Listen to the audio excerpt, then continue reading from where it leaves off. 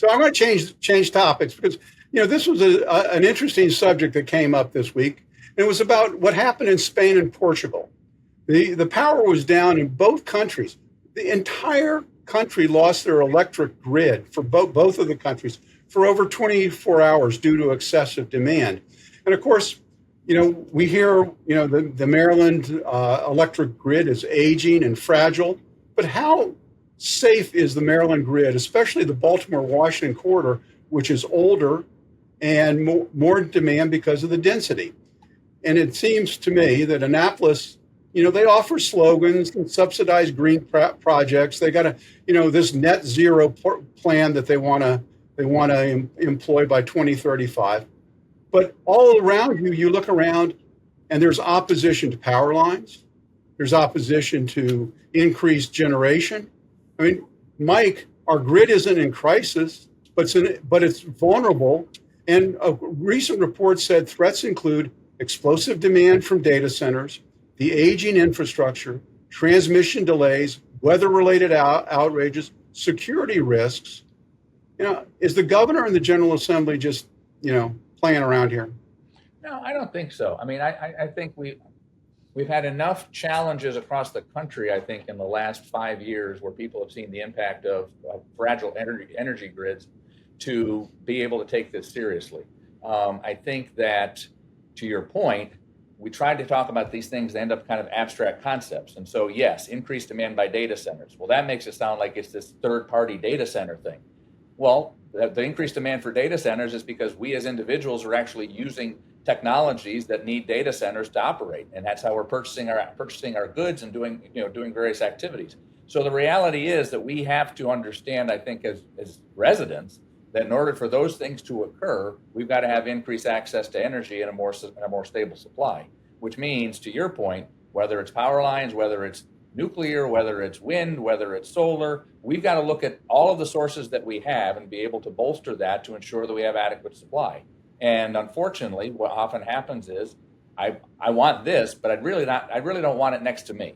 And if you want to have the things that make our lives what they are, there has to be a reconciliation of those concepts.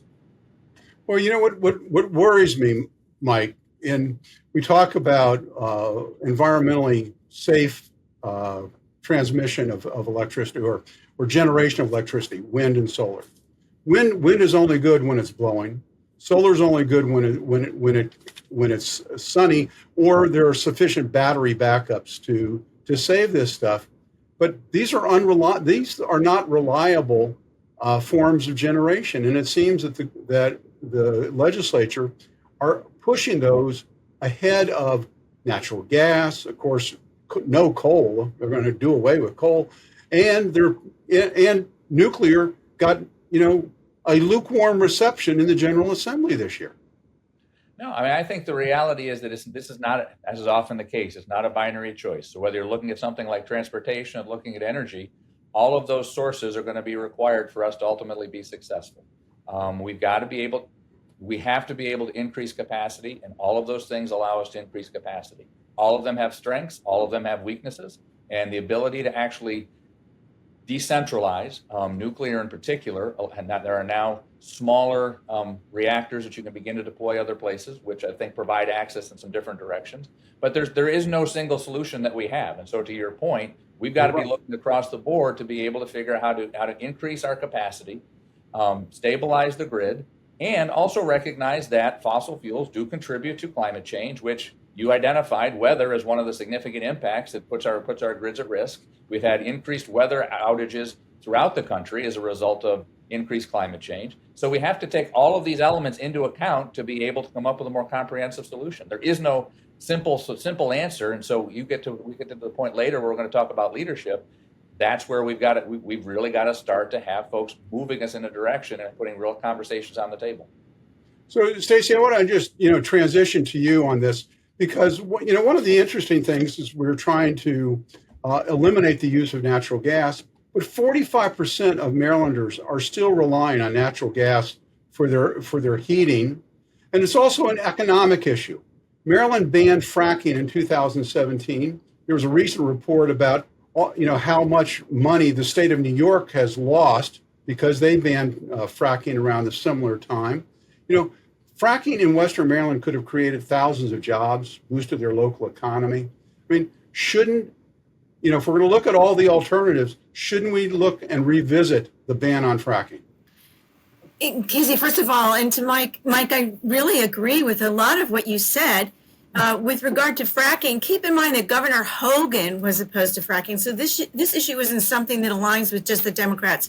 Personally, I believe Maryland made the right decision in 2017 to pause and evaluate fracking before charging ahead, especially since it was happening at the headwaters of the Potomac River.